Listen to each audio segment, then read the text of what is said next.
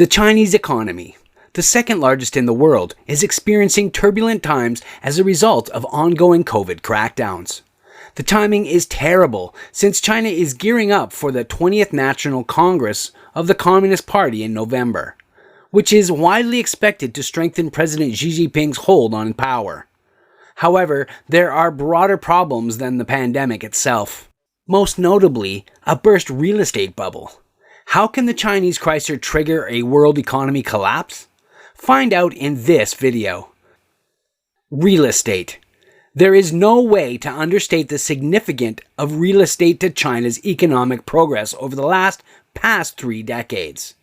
Local governments and banks have been dragged into China's real estate downturn with potentially dire consequences for the world's second largest economy.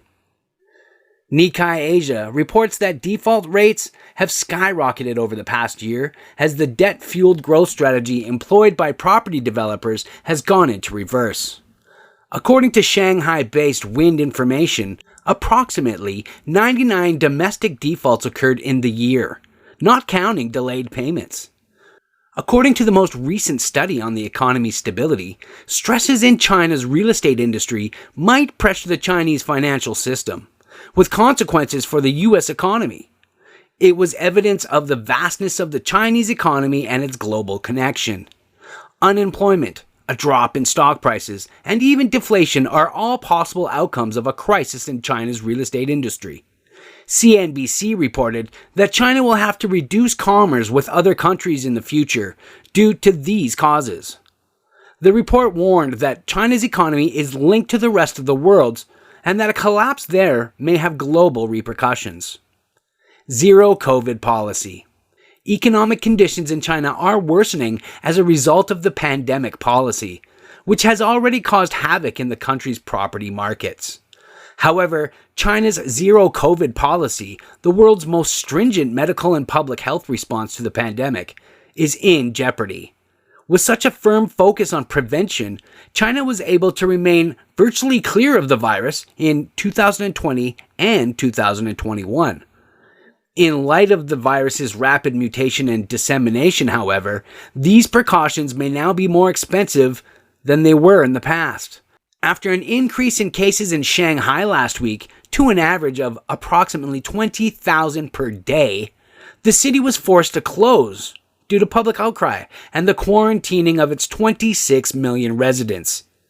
Shanghai is the largest port in China and accounts for 4% of the country's GDP. Cities across China are currently under lockdown. Its unsustainable COVID strategy will start to hurt the economy in the coming months. Predictions of economic development for the country are being lowered already. It's possible that the rest of the world will experience the effects of a drop in Chinese demand. It's not apparent if the federal government is ready or able to make changes from zero tolerance to a new approach, despite mounting evidence that doing so is essential. Failing banks. Frozen deposits in online accounts totaling 40 billion yuan, $6 billion, and affecting 400,000 depositors sparked China's first round of bank runs. The isolated bank runs in the central Chinese cities are not isolated incidents, but rather the beginning of a statewide reorganization of small and medium-sized banks, SMBs. China's bank regulators face an urgent problem as reports of severe losses and protests spread on social media are eroding savers' trust in SMBs right now.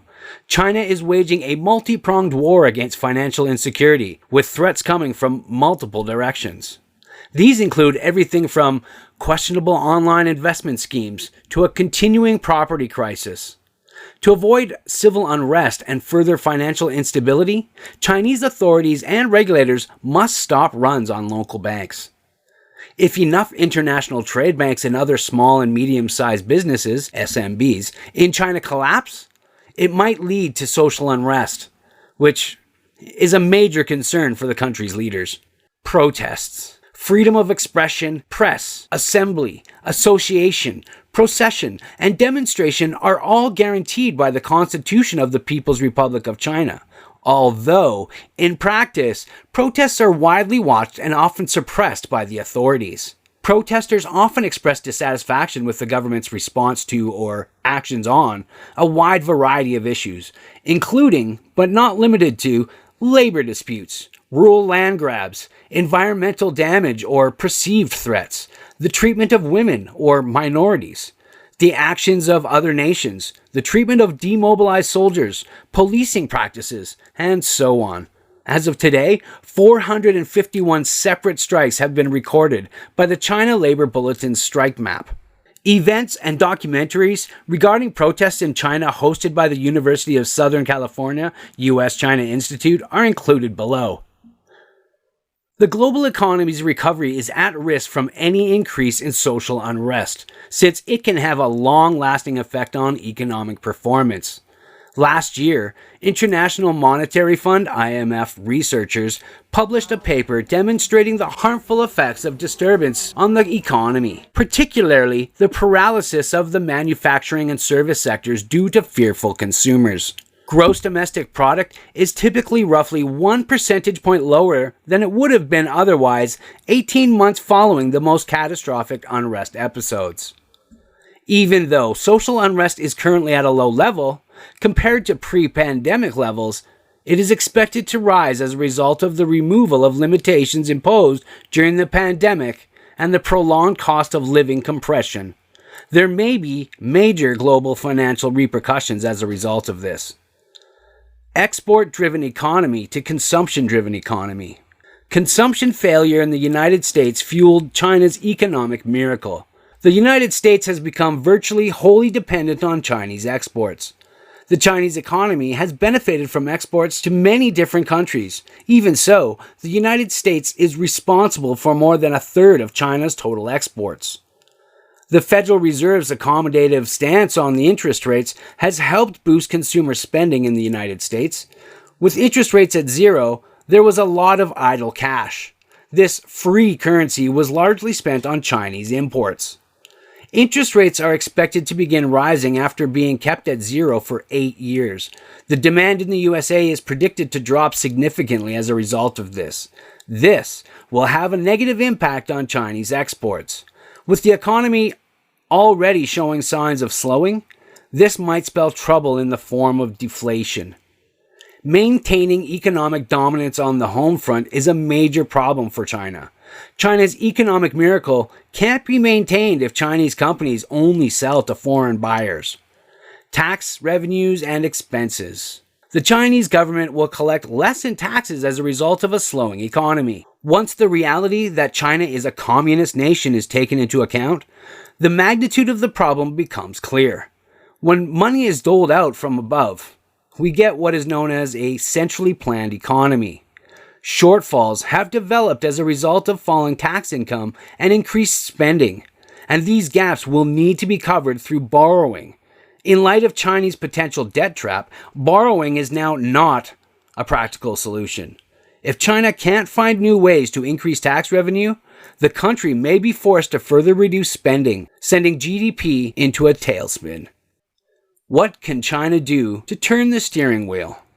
The world's largest population of 1.4 billion people is living in China, and the country's government have taken action to stimulate demand at home. China can diversify its economy and become less reliant on exports thanks to its robust consumer sector. To maximize benefits from a competitive market, this would entail placing less emphasis on state-owned and more on privately owned businesses. China needs more innovative firms if it's to accelerate economic growth. Entrepreneurship is the only way to obtain these. Compared to 1978, when 78% of all manufacturing was produced by state-owned businesses, today only 25% to 30% does so. China, though, needs to step up its game. Reserve currency efforts. China is under pressure from the International Monetary Fund to reopen its capital market. In theory, this would open the door for the yuan to be traded freely on the global currency markets. This makes it suitable for use as a reserve currency held by central banks. In order for this to occur, the yuan's peg to the dollar must be loosened by the People's Bank of China. China needs to be more forthcoming with its information on its plans for the yuan. During each of its 8 Federal Open Market Committee (FOMC) meetings, the Fed accomplishes this for the dollar. More tech improvement. The government of China is aware of the need to make changes to the economy. President Xi Jinping has therefore given his blessing to the Made in China 2025 initiative. It advocates for technological developments such as big data, aircraft engines, and clean vehicles. When it comes to solar energy, China is becoming a global powerhouse. It has reduced its exports, which include steel and coal. There is a time bomb waiting to go off in the United States financial system, and it's the biggest threat. In most countries, the government directly finances and owns the banking system. The government is in charge of approving loans and determining interest rates. They offer low interest rates on deposits so that they can make inexpensive loans to state-owned companies. As a result, financial institutions have directed taxpayer dollars toward a number of speculative endeavors. In all, we have to wait and see how the international dynamics will play out. And stay alert for new global market developments, which not only pose threats to your investments, but also offer opportunities to make money. Consider watching our other videos, like How to Make Money in a Recession or How to Make Money Work for You. Also, consider rewatching this video to ensure that you have caught all the details. If you liked this video, subscribe and share it with your friends. Thank you for watching.